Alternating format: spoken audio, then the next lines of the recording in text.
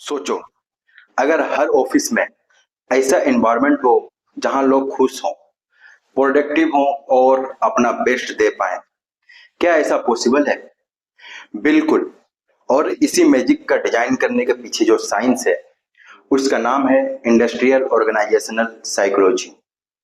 Hello friends, स्वागत है आपका एक नए और सुपर इंटरेस्टिंग टॉपिक में, जिसका नाम है इंडस्ट्रियल ऑर्गेनाइजेशनल साइकोलॉजी, या शॉर्ट में इसे आईओ साइकोलॉजी कहते हैं।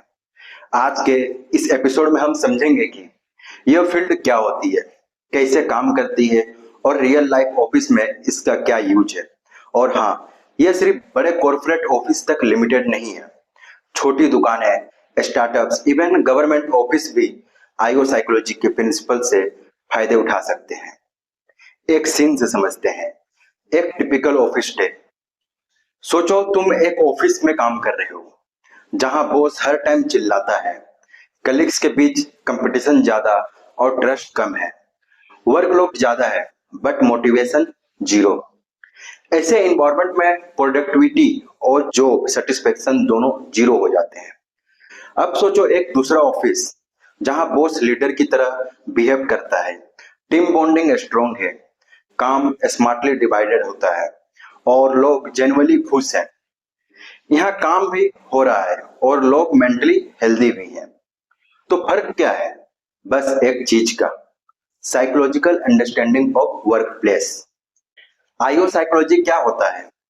आईओ साइकोलॉजी एक ऐसी ब्रांच है साइकोलॉजी की जो human behaviour in work place पर फोकस करती है।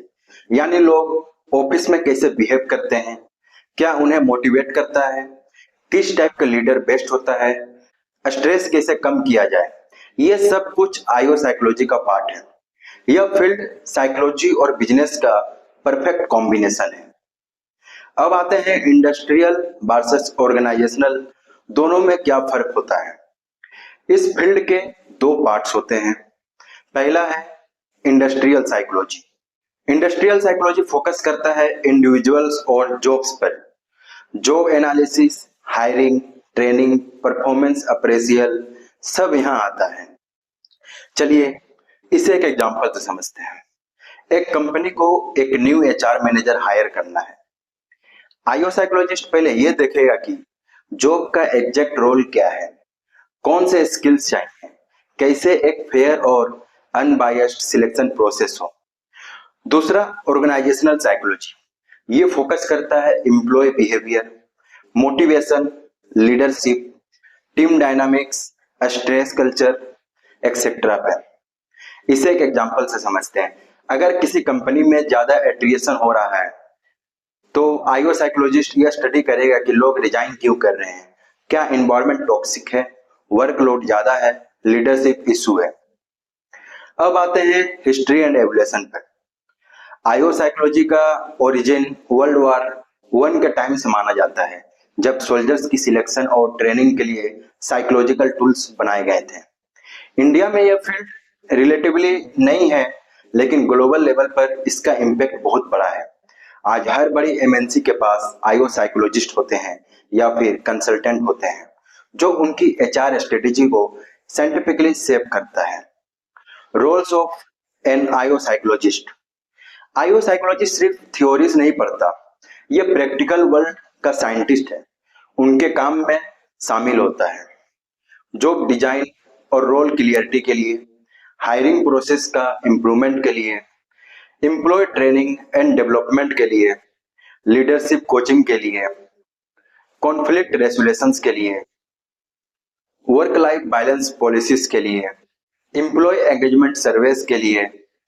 उनका गोल होता है एम्प्लॉय खुश, कंपनी सक्सेसफुल। की एरियाज ऑफ फोकस। पहला है job analysis and design. Her job की एक साइकोलॉजिकल रिक्वायरमेंट होती है, जैसे कस्टमर सपोर्ट के लिए पेशेंस और एम्पैथी चाहिए, टेक्निकल रोल के लिए लॉजिकल थिंकिंग। दूसरा रिक्रूटमेंट एंड सिलेक्शन के लिए bias free hiring, scientifically validated tests, structure interviews, ये सब यूज होते हैं। तीसरा है training and development. Right training employ की स्किल और कॉन्फिडेंस दोनों बढ़ाता है। आईओ साइकोलॉजी एंश्योर करता है कि ट्रेनिंग एंगेजिंग और यूजफुल हो। चौथा पॉइंट है performance management, feedback culture, appraisal system, goal setting, सब साइकोलॉजी से गाइडेड होते हैं। अब आते हैं पांचवें नंबर पर वर्क मोटिवेशन पर।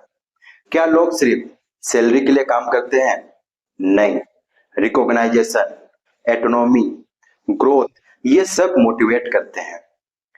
अब आते हैं छठा पॉइंट पर लीडरशिप स्टाइल्स। क्या आपका बॉस ऑटोक्रेटिक है या डेमोक्रेटिक?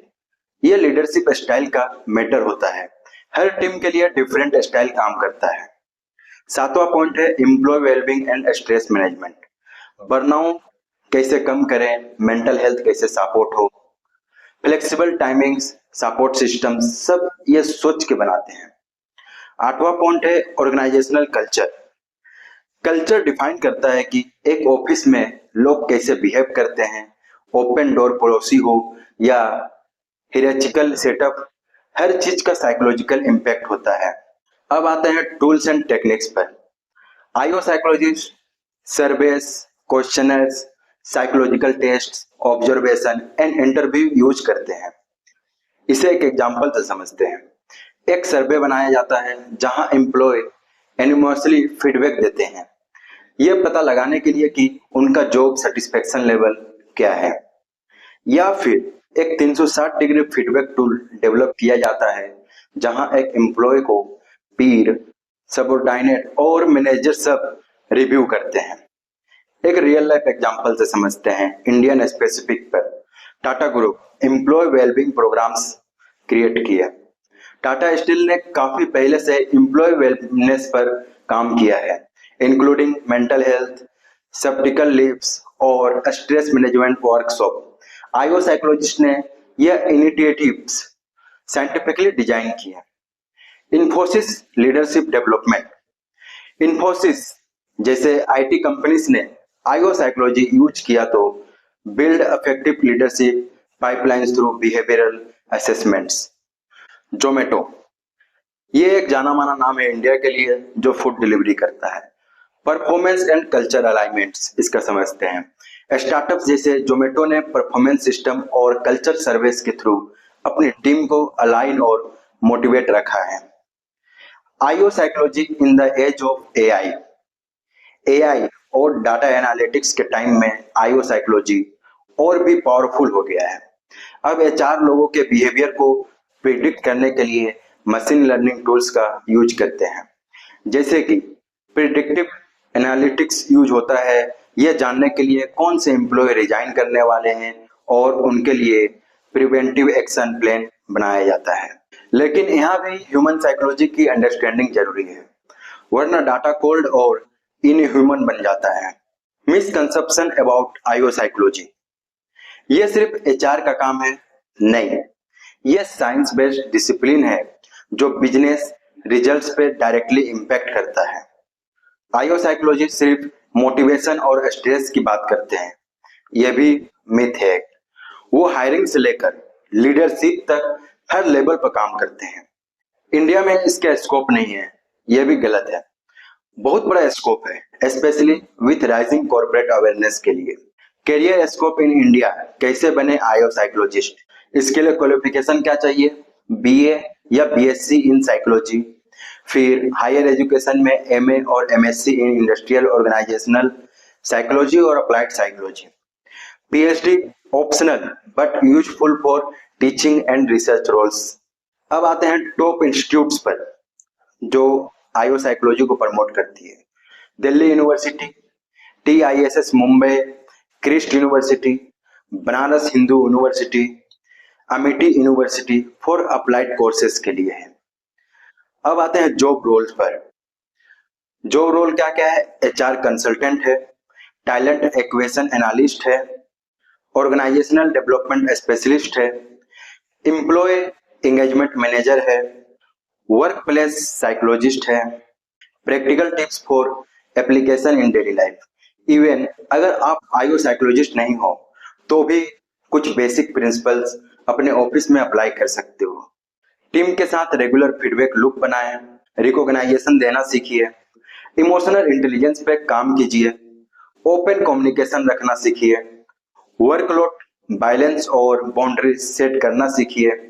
इसका कंक्लूजन ये है कि एक बैलेंस वर्क प्लेस का सपना आईओ साइकोलॉजी के बिना मॉडर्न वर्क प्लेस इनकम्प्लीट है। आज के डायनामिक और स्ट्रेसफुल वर्क एनवायरनमेंट में साइकोलॉजिकल टूल्स और अंडरस्टैंडिंग एक जरूरत बन चुकी है, लग्जरी नहीं। अगर आप एक एम्प्लॉय हो तो ये नॉलेज आपको अपने राइट्स और ग्रोथ के लिए एम्पावर करेगा। अगर आप एक एम्प्लॉयर हो तो ये साइंस आपकी टीम को सुपर परफॉर्मर में बदल सकता है। तो दोस्तों, अगली बार जब आप किसी ऑफिस में जाओ या अपना खुद का काम स्टार्ट करो तो ये याद रखना, वर्क प्लेस सिर्फ फर्नीचर और कंप्यूटर से नहीं बनते, लोगों के इमोशंस, मोटिवेशन और कल्चर से बनते हैं। और उन सबको समझने का काम करता है इंडस्ट्रियल ऑर्गेनाइजेशनल साइकोलॉजी। मिलते हैं अगले एपिसोड में एक नए साइकोलॉजिकल टॉपिक के साथ। तब तक के लिए काम करो स्मार्टली, सोचो डीपली और जियो साइकोलॉजिकली। तो दोस्तों, आपको यह वीडियो कैसा लगा कमेंट सेक्शन में जरूर बताइएगा, और वीडियो पसंद आया है तो वीडियो को थम्स अप कीजिए, और चैनल पर नए हैं तो चैनल को सब्सक्राइब कीजिए। इसी तरह से फैसिनेटिंग टॉपिक्स आपके लिए लेकर आता रहूंगा। मिलते हैं नेक्स्ट वीडियो में, तब तक के लिए धन्यवाद।